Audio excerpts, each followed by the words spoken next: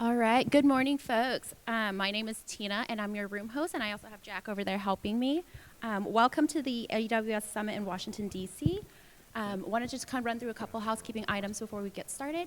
Emergency exits are where you came from, and you'll take a right to head outside, and then bathrooms, if you head out this door, take a left or a right, you'll be able to find them on your way. And then if you haven't done so, please silence your cell phones. And then also, reminder to download the event app, as we will be collecting survey feedback through that. And then last but not least, this session will be recorded and will be available after the event. All right, and on for that, I'm going to turn it over to our speakers. Thank you. Great, thank you. Can you hear me well? Guess so. Okay, well, good morning and welcome to this session, Enable Climate Innovation through Federal Open Data. And my name is Ana Pinheiro-Privet. I work with the sustainability team at Amazon, and I lead the Amazon Sustainability Data Initiative, or ASDI. And for those that are not familiar with it, the Amazon Sustainability Data Initiative is a Tech for Good program that we launched in 2018. And what we're trying to do is really leverage Amazon technology, our scale, and our infrastructure to create more innovation and problem solving in the space of sustainability, specifically by trying to minimize the cost and the time required to acquire and to analyze large data sets of data to generate insights for sustainability. So we work across all the sectors, so we support as much private sector as we do academia, government, and NGOs. And the program in general is focused on developing three core areas. The first one is democratization of data, and what we do in practice is that we work with organizations like the ones here present today to identify foundational data sets that might be relevant to solve the problem of sustainability and problems like climate change. Once we identify those data sets, we work with the data providers to basically cover the cost of hosting and egressing data in the cloud and make it publicly available to the world.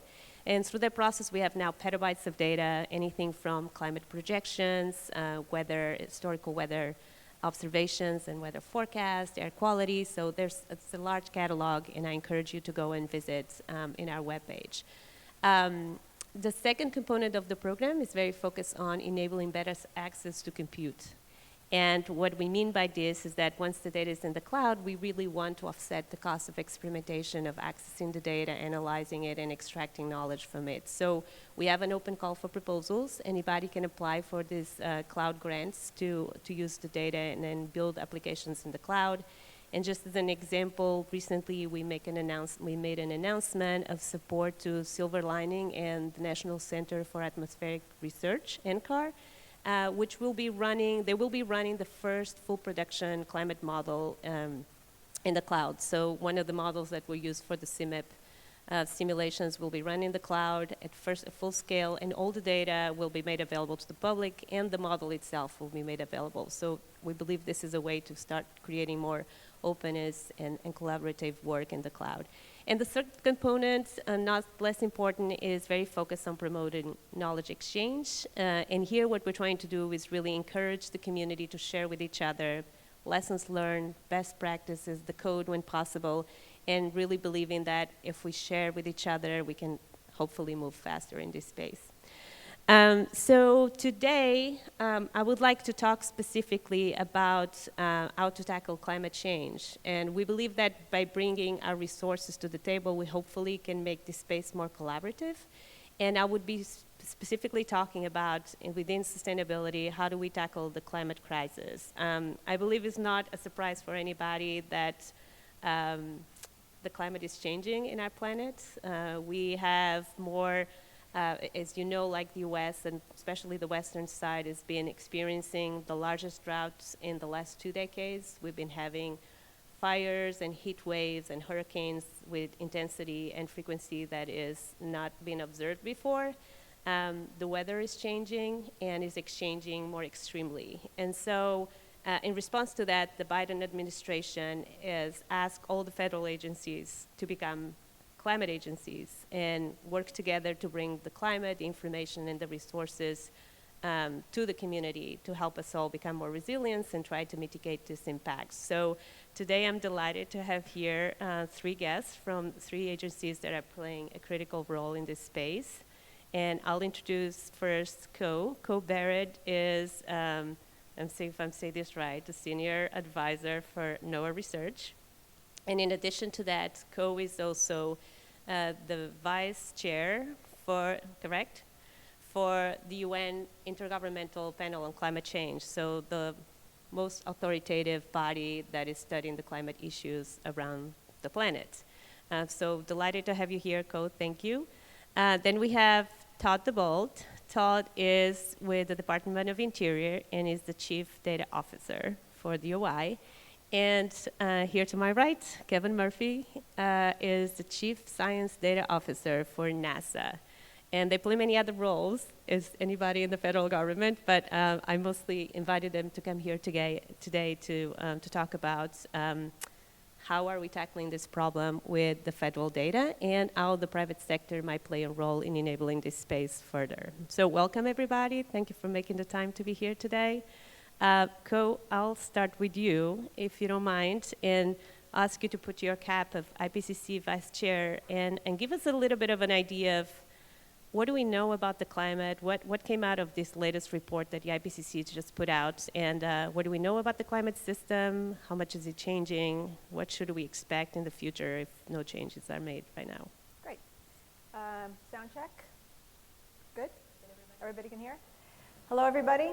Anna, thank you so much for having me. Yeah, I'm just going to spend a few minutes talking about what we know about the climate with the hat on that I wear as a vice chair of the Intergovernmental Panel on Climate Change. And if folks don't know, the IPCC is the UN body that was set up over 30 years ago to periodically assess the state of the climate.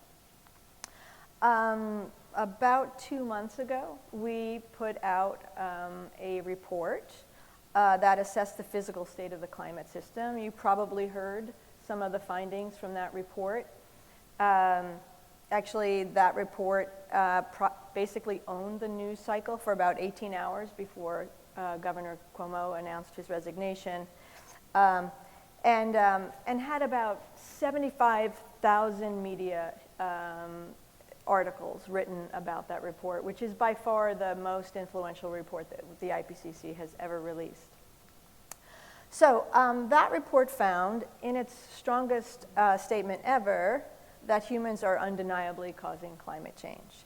Earth is likely hotter now than at any time since the beginning of the last ice age, which was about 125,000 years ago. And every decade in the last 40 years has been progressively warmer than the one before it or any decade before it, going back to the 1880s. So you kind of see an undeniable and alarming trend.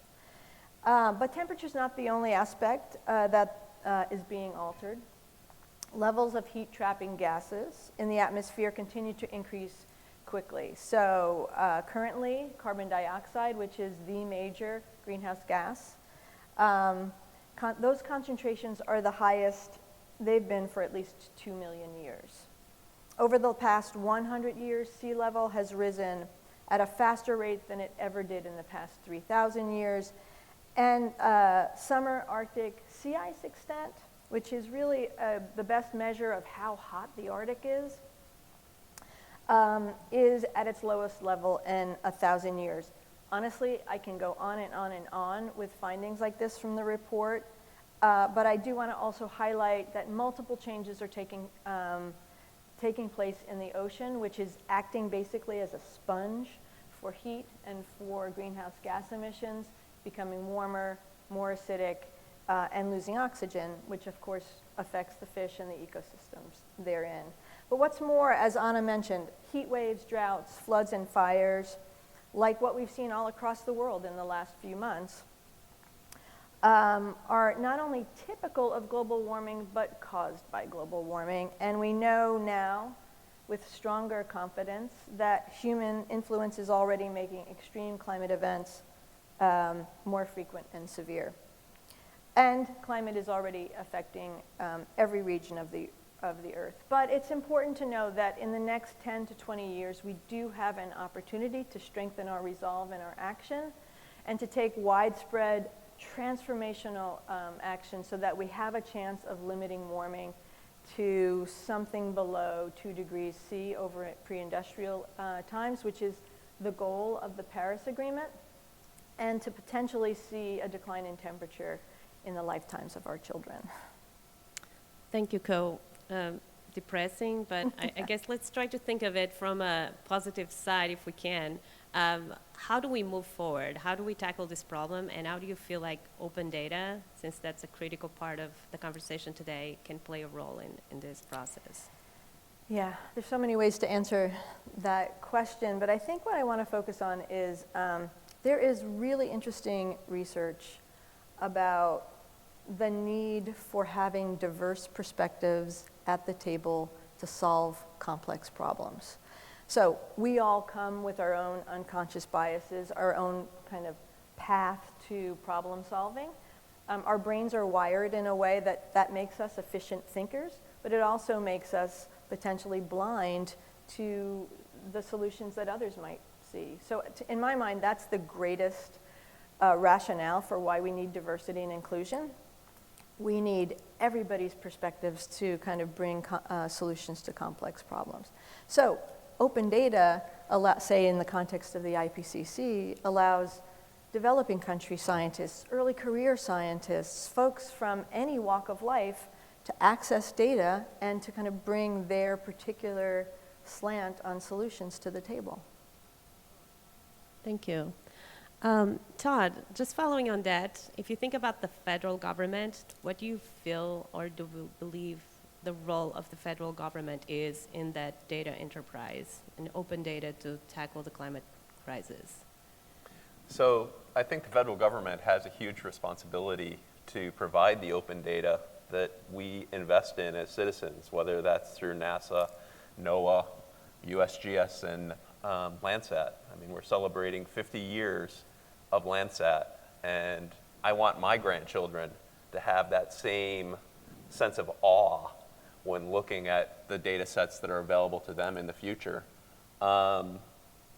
Providing data isn't just good for the citizen in building transparency and building that knowledge base that we can all take collective actions.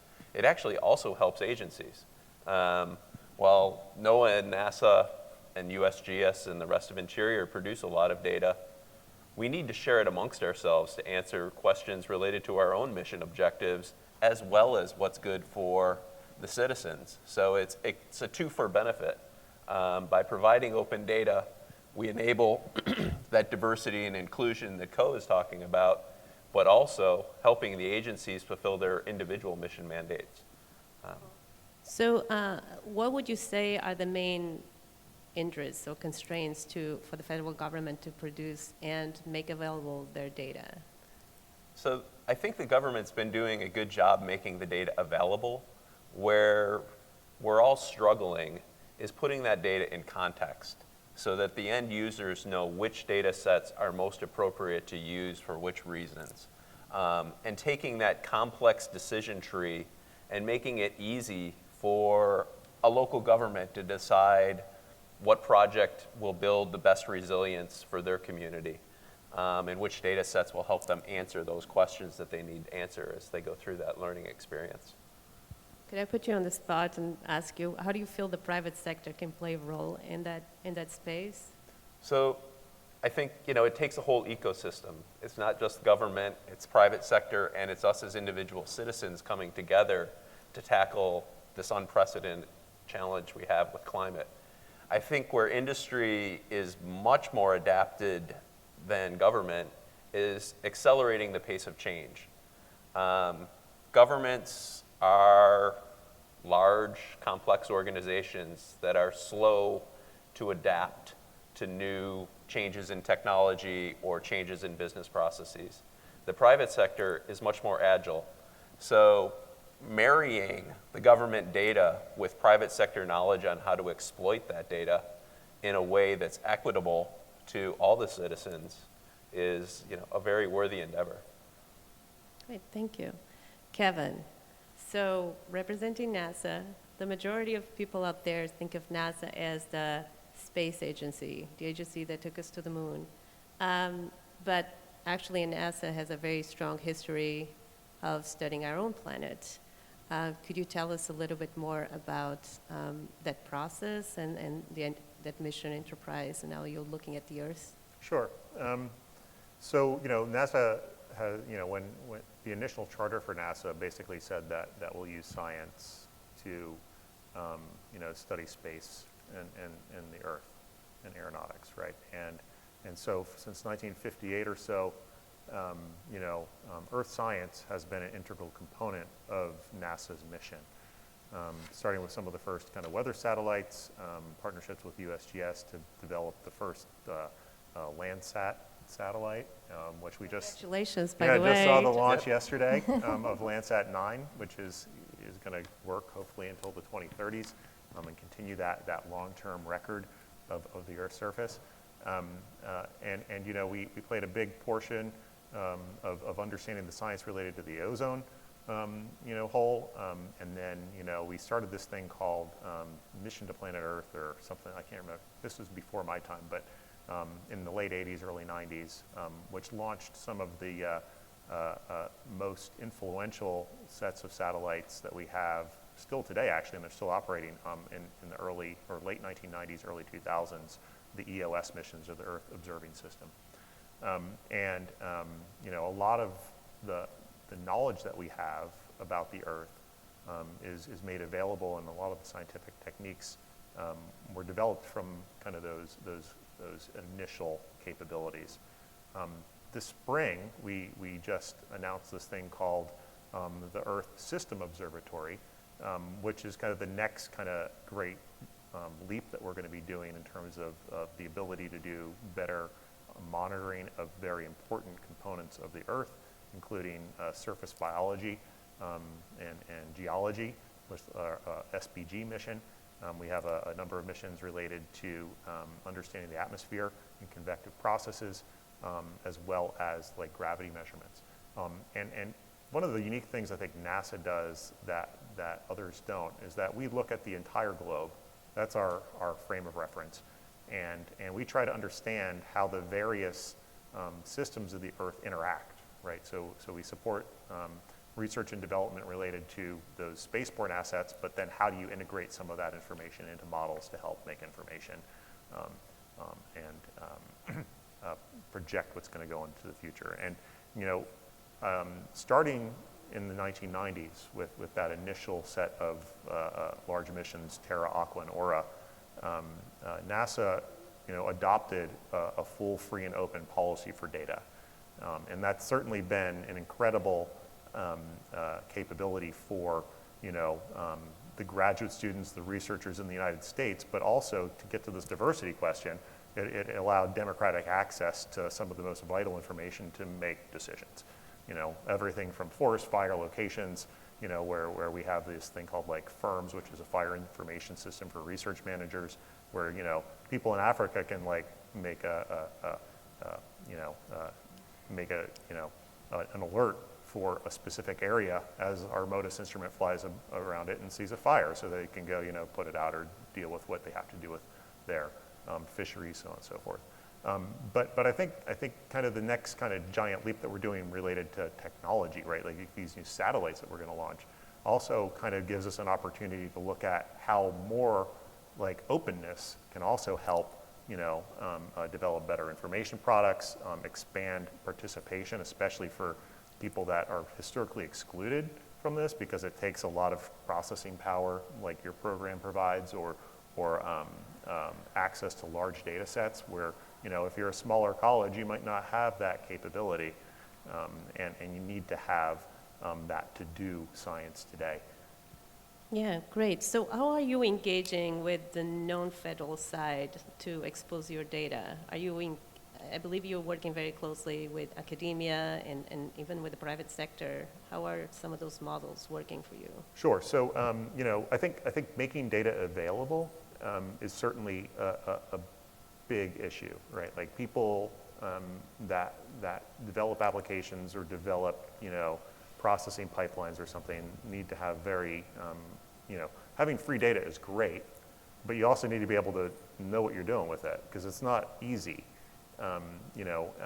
These are very complicated measurements sometimes. It's not just like a weather map and we have to partner with, NGOs often, to build capacities within the communities that they serve to use these products. We have to work with commercial companies that are increasingly using our products to do a variety of different things, everything from,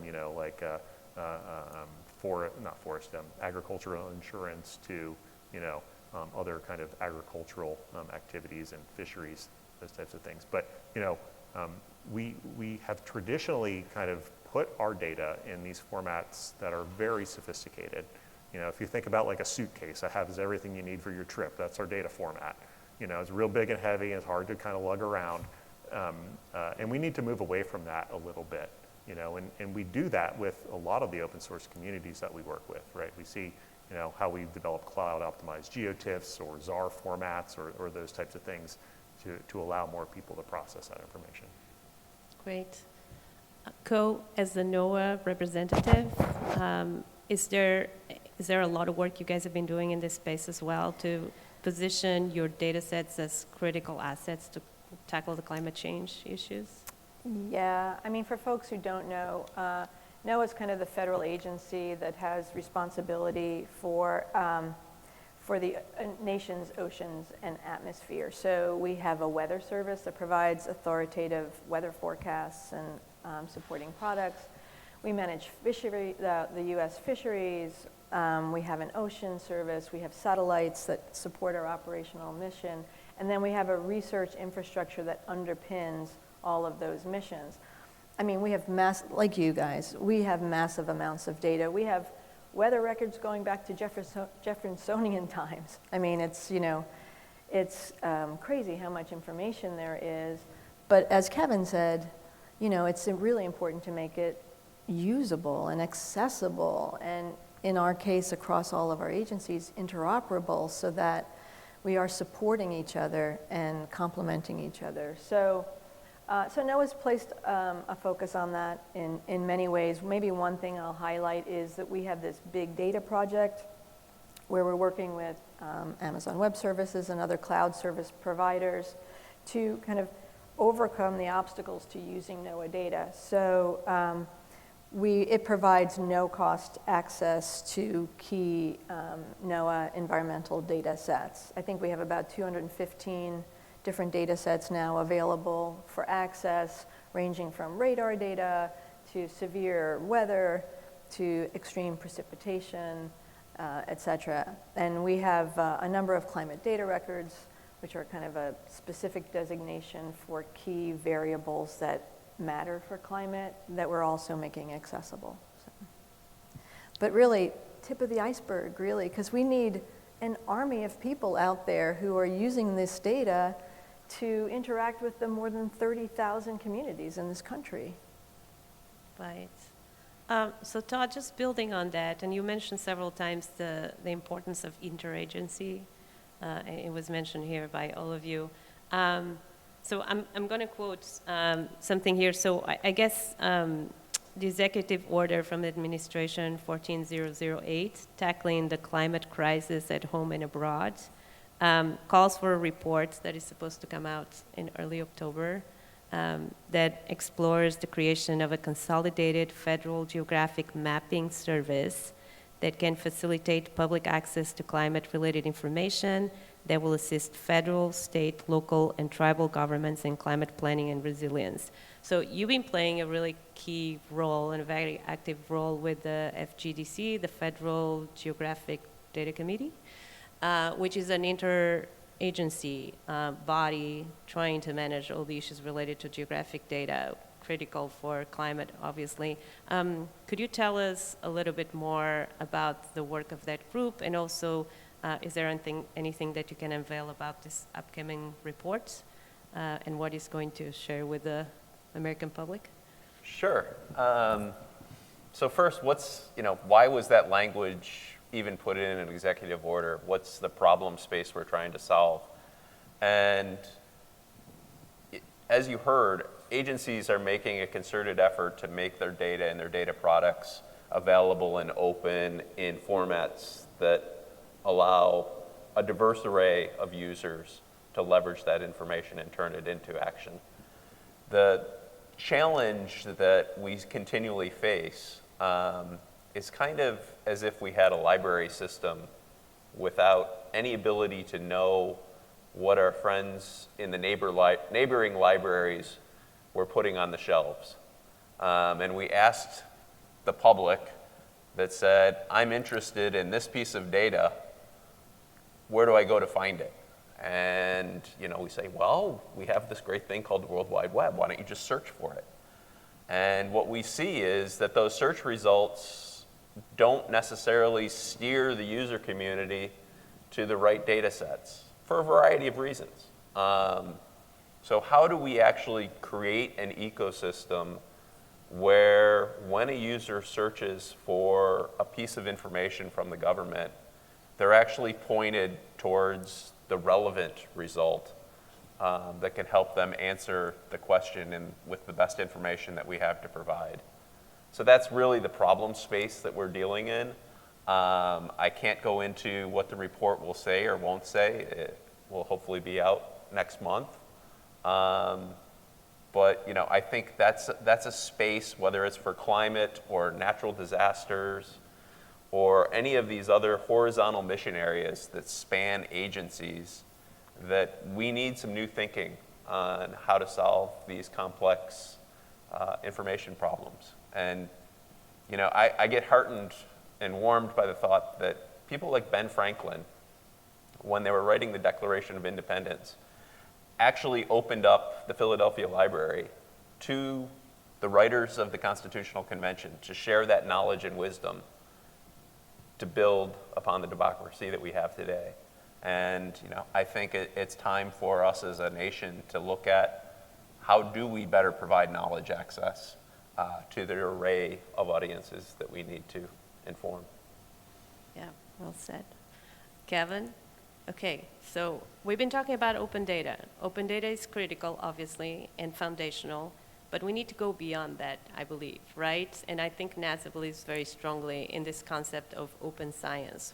Can you explain what exactly open science is? It goes beyond the open data, and what do you, I know you've been putting some effort into building open science from the NASA side. Can you tell us more about what you're trying to do there? Sure. Like I said, we've got over 25 years of making data open, and it's a hard problem. Like, it's just a really difficult problem to do that work. And part of that, I think, right, is that, people need to have a lot of trust in the information that they get. They need to participate in the development of that information. They need to understand and have transparency into how the information was developed, right? So when I talk about open science, what I talk about is first you need, obviously, open data, right? If you don't have the data, well, you don't know what you're doing. But it's open data, it's open software, it's open documentation, it's open scientific process in terms of like meeting development, those types of things. So,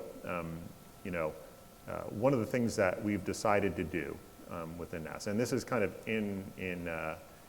it's in alignment certainly with a lot of the regulations, laws, and executive orders related to federal research. But it kind of extends that a little bit, and it says, we're going to move our openness not to after the mission launches and we produce some really high quality data products, but in the NASA parlance, it's phase B, right? Phase B means you're still kind of developing some of the concepts related to how to develop a satellite mission. You're developing the algorithms and the theoretical basis for how you develop those algorithms. And we're going to make that process open, right? Like, we can't make everything open, obviously. There are, types of technology you can't share with people and other things. But to the extent that we possibly can make it open, we're going to open it up. We're going to try to work with large professional organizations like AGU, which is the American Geophysical Union, to open up the sessions where we talk about the science so people can live stream them, right, and participate in that way. We've made a commitment to making the software that we will use to do both the production of the products as well as the analysis of the products for these new class of missions, these ESO missions, or the Earth System Observatory missions, public. We're going to augment people's grants and other awards so that they can publish in green and gold journals so that the actual product related to their scientific discoveries can be searchable but without having to go behind a paywall, right? So those are the primary things that we're doing. And Great. I've got more if you want. Yes, maybe if we have time, we can Anna, go can I into- just pick up on that? Because, I feel like there are massive amounts of data, and one of the tasks that we have as agencies with a lot of it is to make it usable and to point people, to ways they can use that data properly for their application. But there's a whole other aspect of open data that we need to tap into, and it sounds like NASA, and I know DOI is as well doing this. It's iterating with the users to bring their knowledge back into our process, right? It's not just a data push. We really have to figure out ways to bring information back in so that we can improve this, and it's kind of a never-ending cycle.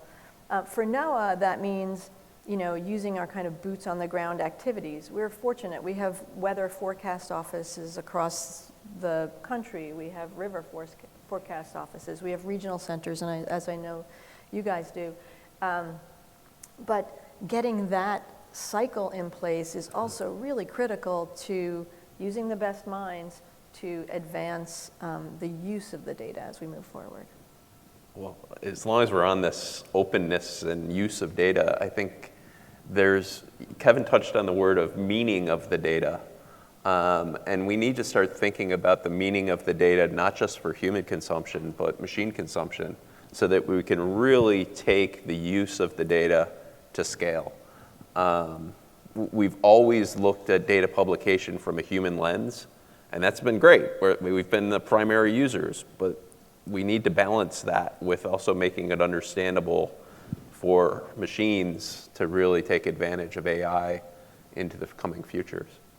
Yeah, and I would say, just piling on this conversation, from our experience and things we have seen by opening data in the cloud, there's a huge potential for innovation when you remove the cost of acquisition and storage, because it becomes really easy for people to experiment. So I know we were talking about helping people use the data for the right reason or for the right way, the fitness for purpose, but there's also the possibility of people using the data for unimaginable uses, right? Like we have an example when the Open Data Program, AWS Open Data Program moved the Nextrat data to the cloud, the entire record, which was basically inaccessible before because it was like 300 terabytes or something. We started seeing people looking at it to look at bird migration, something never occurred to us people would be using for. So it's really exciting to see that potential. So something I would like to talk about, and just for the audience, I know that there's a keynote, and I don't know how many of you are going to stay here towards the end, but we will have the chance for open Q&A. So if you have any questions in about a few minutes, 5 minutes or less, we'll give you the chance to come and ask your questions to the panelists. But there's one question I would like to ask to the group in general, if you want to comment. So when I step back and I look at this entire, having experienced the space as a researcher too in the past, you look at this space and we see how inefficient this entire science process is, especially on the data side. Are we repeatedly doing the same effort? So anybody that wants until now the NOAA data or the NASA or the DOI or USGS will go get their copy, bring it next to their compute, build a code, and that entitles them to find the data, acquire it, storage, cleaning it, make it interoperable with other data sets. So there's this huge amount of effort that is being repeated over and over all over the world. And I guess DJ Patil quantified it as 80% of the effort we make before we extract knowledge is what we call undifferentiated heavy lifting, right? It doesn't generate any new knowledge. How do we get away from that? So the premise of ASTI and what we're trying to do is to say, can we work directly with the data providers and build some golden copies, for instance, in the different cloud providers, and then have people bring their code. The data is now available, is clean, is as analysis ready as possible. We have it next to compute. Can we encourage people to bring their code and stop moving around the data? There's a carbon footprint issue here, right, of storing all this data all over the world multiple times. So my question is, do you have any thoughts of how do we change this paradigm? How do we encourage people to get out of the way we've been doing science for all our history, basically? I can start, I guess. Yeah, it's a big problem, right? Like and it's kind of a double-edged sword, right? You would want consolidation to happen, but you don't want consolidation to inhibit innovation or creativity. So you got to watch out for that. The other thing is I don't think we'll ever get to like one golden copy of something, because people arrange data so that it can be optimized for the types of analysis or workloads that they're trying to do. So if we can reduce that number, though, I think that that's excellent. And using centers or capabilities like Amazon and working with we have a joint activity with NOAA, for instance, to look at how we can have like a joint data lake, to put those really voluminous things together so people can actually do some of the work that they want to do. But it's hard, because people are really interested in it, and they think that my idea is better than their idea. The incentives are all out of whack with that, right? Like if I own it, like if I hold it, I own it type of thing. I think the first thing that I'd say is that the technology exists to do it. The second thing is that we need to evaluate the incentive structures that we use to do this work, which includes not only like for a particular agency, but also for a researcher and other groups, so that they want to collaborate more, right? And then we've got to reward them in that incentive structure to do that collaboration, right? Like we can't, like if we keep on saying, hey, if you publish a paper, that's how you get, tenure. Well, you're missing a whole group of people that want to collaborate, because that's not a collaborative structure. So. Yeah. Okay. Go ahead, Tom. Yes. I couldn't agree more. I think, it's not just changing individual human patterns of how a researcher goes about doing their work. It's changing that organizational mindset of ownership into this concept of a commons, a data commons, which, there's a reason commons are hard to manage. So it is about finding the right incentive structures, finding the right capacity for us to communicate what the challenge is. I've had conversations with friends that have great access to the administration, and we don't do a good job explaining the benefits to individual agency missions as well as the public as a whole for the change that needs to occur. So it's not happening at the pace we need it to occur at. So it's part of it is a communications gap that starts right here. So I'm glad you're asking us these hard questions. Okay, well, let's take a pause here for a second and see if we have any questions from the audience.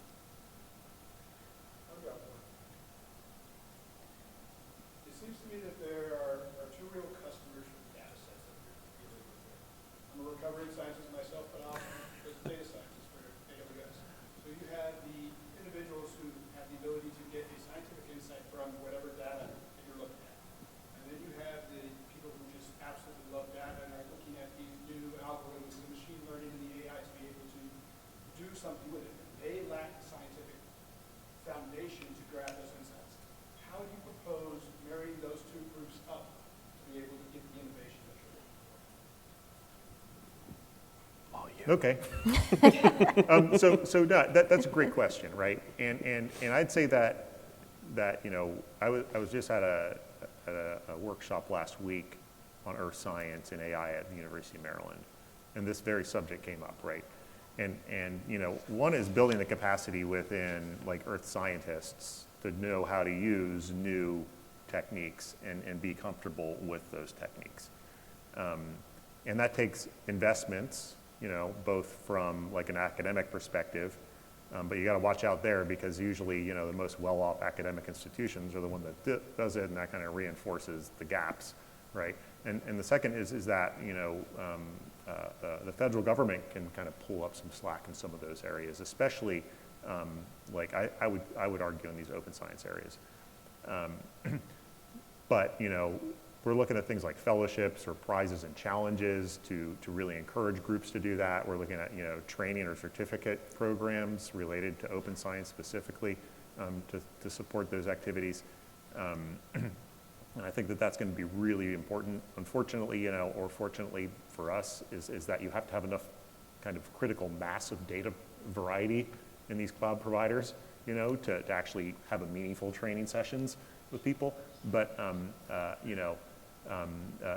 that's going along pretty well. But it's not just training the earth scientists. It's also who are kind of all physical-based type of people. They understand how that works. I think when you start to work with computer scientists, right, that's a total, computational techniques to find patterns in data is a specialty all in of itself, not based on, physics. And sometimes they work almost as good or better.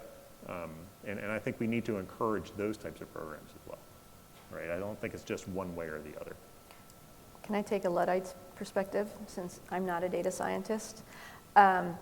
But I mean, obviously, AI and machine learning and compute are key elements to managing all this data and making it useful and analyzing it in ways that are just possible. But it's very interesting from a climate perspective. You might be tempted to think, if we just had more data, we could provide more certainty about what's happening in the climate system. But that's actually not what convinces people that this is a problem. That often, in fact, when an organization like the IPCC puts out a report with more certainty than ever that humans are causing this problem, we don't necessarily win over the hearts and minds of people who, from a value perspective, are not predisposed to believe that climate change is happening. And so, Kevin, I wanted to go back to something that you said earlier, because trust ends up being so essential to this data issue. And Todd, when you were talking about AI at first, I was thinking, wow, could we ever, in an intergovernmental panel on climate change, just use AI to do a lot of crunching of the numbers? Well, actually, there's a whole element of it that has to do with involving people from all around the world directly. They go back to their communities and they're trusted communicators of the information. And so for me, there is a balance that has to do with what we can do to kind of mechanize this process, but also iterate on the ground. And it's like, that's the kind of in the trenches work. And I think both are important. I couldn't agree more. And I think, there's the science piece of the equation, whether it's data science or earth science and the combination of the two. And then there's just the societal response. We have the information we need already. Is it helping make and inform those decisions that need to get made that are on timescales of, infrastructure that's going to last 30 to 50 years and the other large things that, we can decide today. But that communication is based on storytelling, it's based on local knowledge, it's based on relationships that data can help inform, but it's those individual community values that are driving response. Actually, Ko, I was going to follow up on that and ask you something, and then maybe we'll have time for one more question quickly. But we've been talking about all this data. We seem to have an overflow of data in the US. There's more data than ever, and in the developing countries. But that's not necessarily the case for underserved communities and developing countries. And when we're trying to tackle these issues like climate change, how do we level the playing field? How do we get these resources, the data, the tools, the knowledge to get to these communities so that they can make informed decisions? Is the IPCC doing anything to tackle that problem? Yeah, we are, bit by bit. I mean, you guys have been really helpful in getting that CMIP6 model data out there and accessible. So that's tremendously valuable for researchers across the world. But they also have to be able to process those data. And I think the grants that you spoke of earlier, Anna, are really kind of a key example of the ways that we can not only make the data accessible, but also give folks the tools and the compute to be able to do that. In this last report, we provided, I think about 40% of the entire report was focused on regional data, which, from a US perspective, we don't necessarily rely on the IPCC to give us our regional data on climate. We have lots of capabilities in country But a lot of developing countries don't have that. So they can rely on a big assessment like an IPCC assessment to give them some very basic information about their region. Is it wetter? Is it drier? Will it be hotter? Will it, So, so we have an interactive regional atlas that is making all the data that were used for the report accessible to anybody who wants to go there. So. Thank you.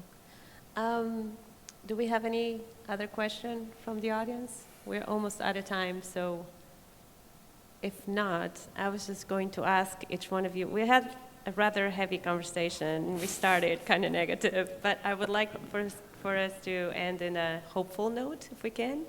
I think it's great that we're all here together, and private sector, academia, federal NGOs can all come to the table. We all need to be at the table for this problem. It's too big for any of us to solve it alone. So I was going to ask you if you could just, if you have any final remarks or thoughts or wishes or ask. So I guess I'll do it. I mean, I think, while the issues surrounding climate change are more pressing than ever, right? Like, we really lost that luxury of time to figure out the best approach. I think we do have the information we need if we can kind of marshal the people to use it and understand it to solve these types of problems, right? I think innovation is going to be key to this, and it's not just innovation of technology, it's innovation of thought and how you deal with these and the ability to be flexible in terms of what you do to respond. And I think that it's a necessity that we work across governmental organizations, across international organizations to pull the information together. We partner with groups like Amazon and your program to make that information and basic and like the basic things that people need, right, available in a much wider group of people. And I think that we can get out of it, but we need to work together on it. Yeah, I mean, it is a heavy conversation, but I still am hopeful. 4 years ago or 6 years ago, we were in a partnership for public-private, response to climate. And at the time, the market wasn't or was just starting to take action. And in those 6 years, the market has shifted, right? People are considering climate in their bottom lines. Their shareholders and stakeholders are driving change in the market that's influencing, individual decisions at the local level. I think now the question is how do we help local communities and especially the underserved communities have the resources and tools they need to make their investment decisions for their future as wisely as some corporations are making their investments. And I think, again, together as a partnership across all sectors, we can move that forward. And we have to keep telling hopeful examples of where change is possible and where it's happening. Thank you. Co, any Yeah, final words? I couldn't agree more with that last point, Todd, because, obviously as a climate communicator, that's a big part of my job with the IPCC. People are constantly asking, how can you tell us these dire consequences and still have hope? But I think, I'm an optimist. You have to be to work on this issue as long as I have. But it's not unfounded optimism. Just look at what's happened with renewables in our lifetimes. I mean, they've gone from this, out there technology to something that's not only mainstream, it's costly, it's cost effective. And so I think we do, through human ingenuity, have the ability to transform society in the way that we need to embrace this crazy challenge that we have. And I also am always encouraged, because I'm on panels with youth advocates for climate all the time. Those guys, they know the science, they are data literate, they're engaged, this is their lives. It's unfortunate that we've left a lot of this to them, but I feel like they are tremendously hopeful, and they have developed skill sets like my generation hasn't that can help to tackle this problem. Great. Well, unfortunately, we're out of time. I just want to say thank you, Co, Todd, and Kevin for being here, and all of you for attending and watching this session. And thank you, and enjoy the rest of your day. Thank you. Good job, guys. Good job. That was kind of fun. Yeah, it was.